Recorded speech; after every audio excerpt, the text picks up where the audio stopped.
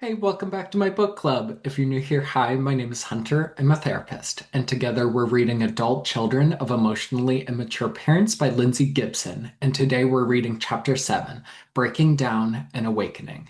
Before we get started, if you haven't caught up with my previous videos, head over to my YouTube channel. There's a playlist titled Book Club with all the previous chapters. And for today, make sure you tell me in the comments what you're thinking and how you relate to this chapter. Without further ado, let's get started. For our introduction, I highlighted this chapter describes what it's like for people to wake up from an ill-fitting role they've played for too long. This often starts with a sense of failure or loss of control. Symptoms like depression, anxiety, chronic tension, or not sleeping at all can be signals that old strategies have become unsustainable.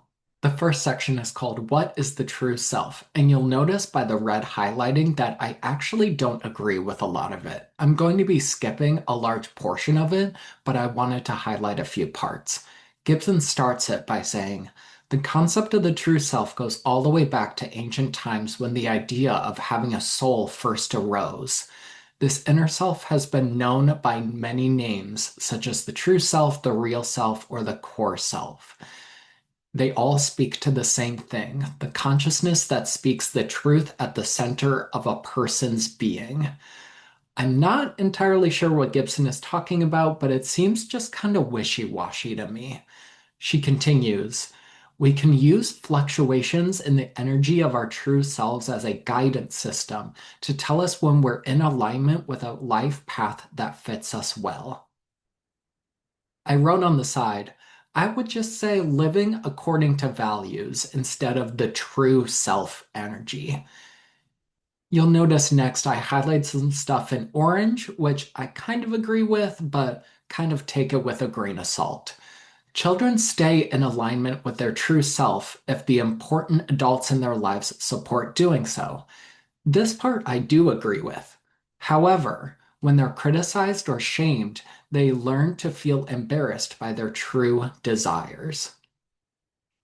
The next exercise that Gibson has, again, I highlighted in orange because it could be helpful to you, but again, kind of take it with a grain of salt. You're going to need a single piece of paper and a pen, and you're doing two halves of the paper, my true self and my role self. For the true self, think back to yourself as a child. Go deep and be honest. What were you like before you started trying to be someone else? When you finish that list, flip the paper over to the half with the heading, My Role Self. Contemplate who you've had to become in order to feel admired or loved. When you finish, put the piece of paper away for at least a day. Then open it up, smooth it down the middle, and compare the two sides. Are you primarily living from your true self, or is your role self dominating your life? Again, it could be helpful. Try it yourself, but it might be kind of wishy-washy. The rest of the chapter I really did agree with. Breaking down in order to wake up. People experience a breakdown when the pain of living in role cells and healing fantasies begins to outweigh any potential benefits.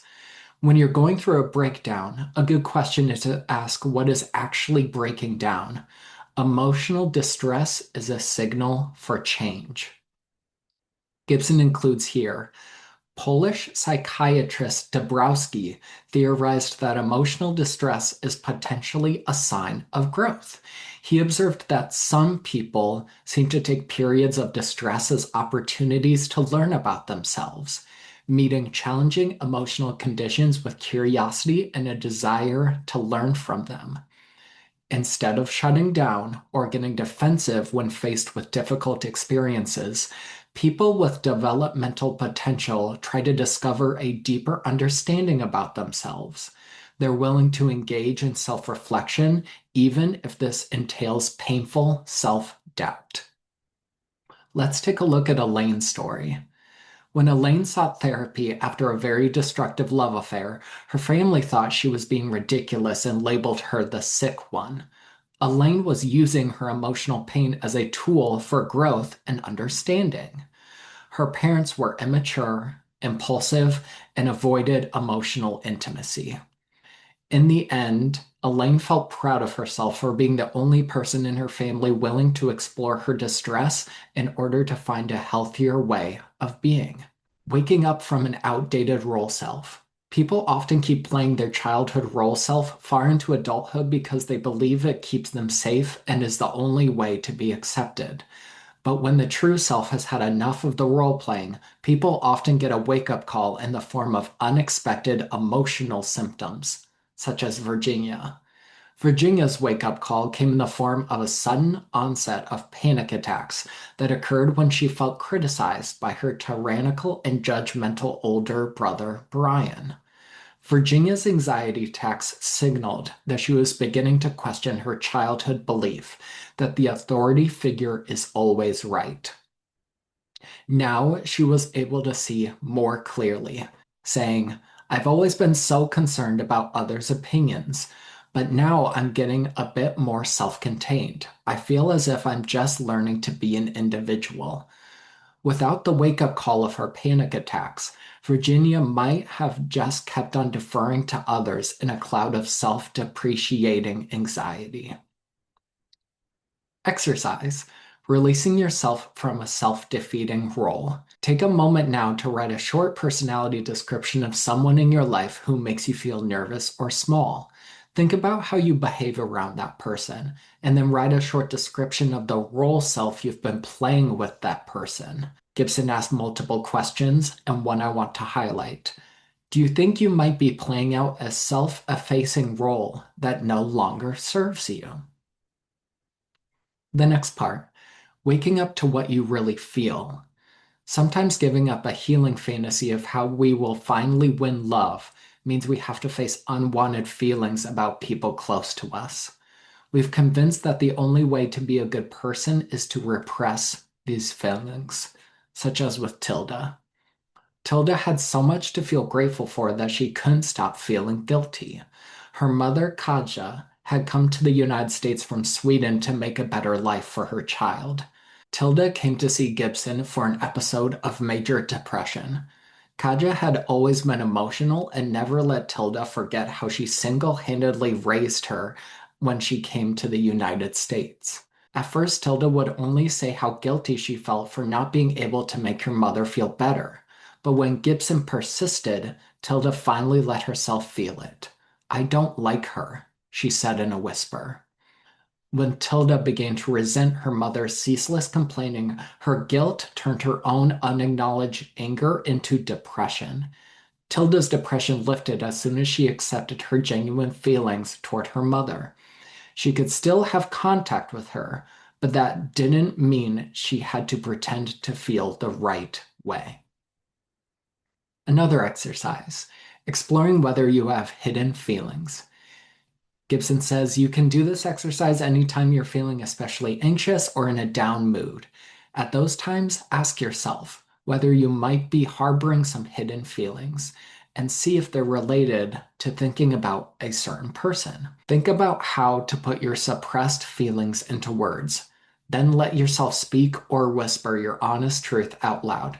You might try a phrase like, I don't like it when this person blank, describing their behavior.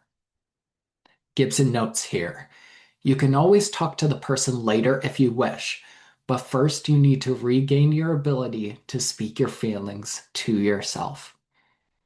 Speaking of feelings, waking up to anger. Anger is an expression of individuality. It can be a helpful emotion because it gives people energy to do things differently and lets them see themselves as worthy of sticking up for. It's often a good sign when overly responsible, anxious, or depressed people begin to consciously be aware of feeling angry. It indicates that they're beginning to care about themselves, such as with Jade. Jade used to feel bad about herself for feeling angry so often, especially because her anger was often directed toward her parents.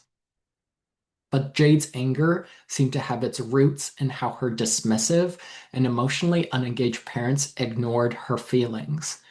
When Jade finally started thinking about her anger in terms of her emotional needs being neglected, she was able to see it differently. saying, "There are plenty of reasons why I'm angry. I don't want to live a lie anymore.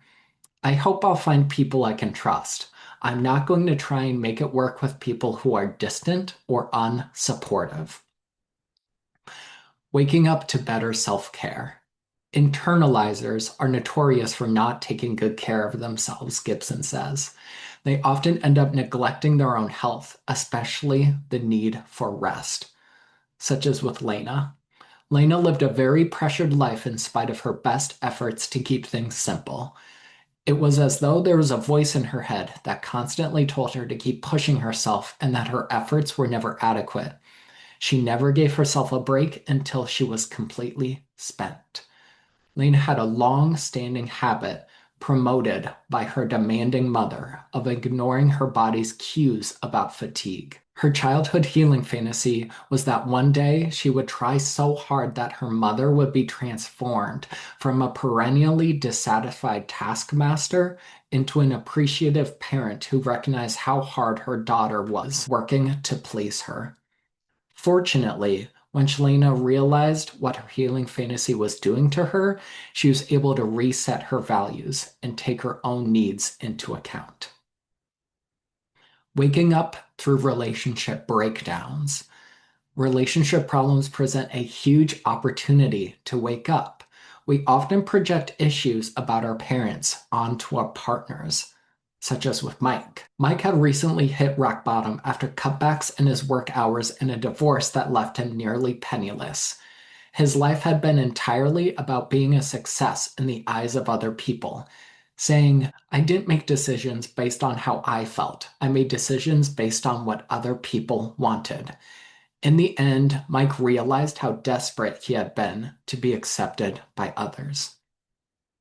Speaking of others, waking up from idealizing others.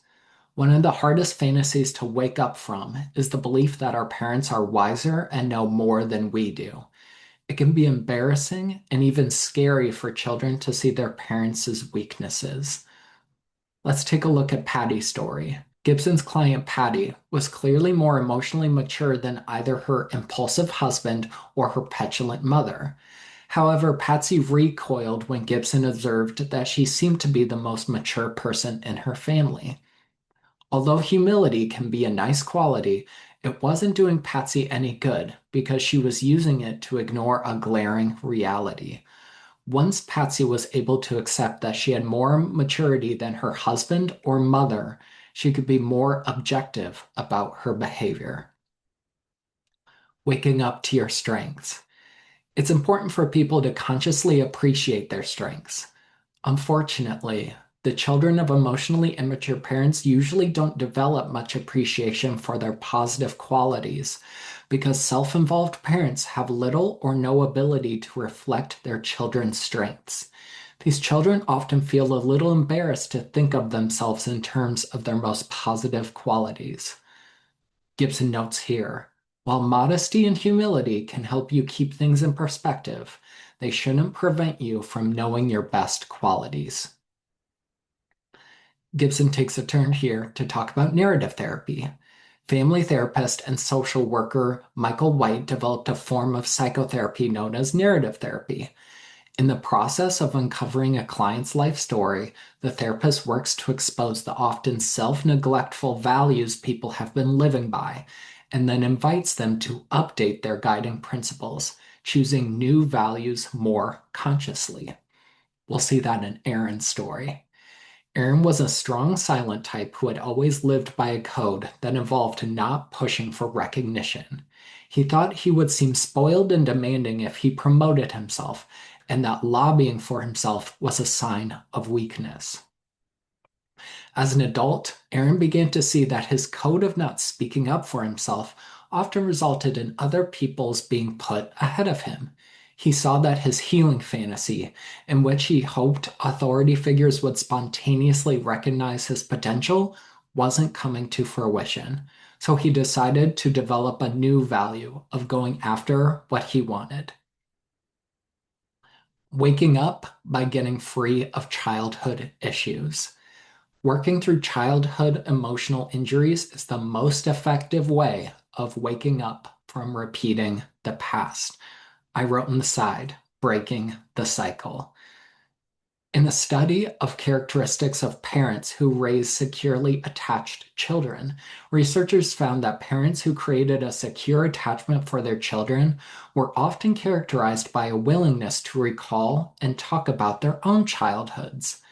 They had spent time thinking about and integrating their childhood experiences and were at ease with both the negative and positive aspects of their past.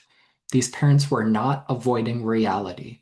Because they had addressed their own pasts, they were fully available to connect with their children and form a secure attachment. Summary. When people have ignored their values for far too long, they may develop psychological symptoms. Panic, anger, and depression are just a few symptoms that may signal an emotional awakening to better self-care and healthier values. When people process their childhood issues and wake up to their strengths, they gain the confidence to start living from their true self. I had two takeaways from this chapter. First is instead of true self, I find the thought of reflecting and living in accordance with your values very meaningful. Values can evolve. It can also promote strengths, like what Gibson is talking about. The second thing is that I want to highlight parents using self-awareness and growth to break the cycle and help form secure attachments in their children. I think that's really great. And it's something I asked about way at the beginning of the book is whether adult children can break the cycle of their emotionally immature parents. And it's cool to see Gibson addressing that by reflecting and using self-awareness, they're able to break that cycle. Thank you so much for reading this chapter with me. Let me know in the comments what you thought. Give this video a like and subscribe to my channel if you want to see our next chapter. Our next chapter is chapter 8, How to Avoid Getting Hooked by an Emotionally Immature Parent. I'll see you next week.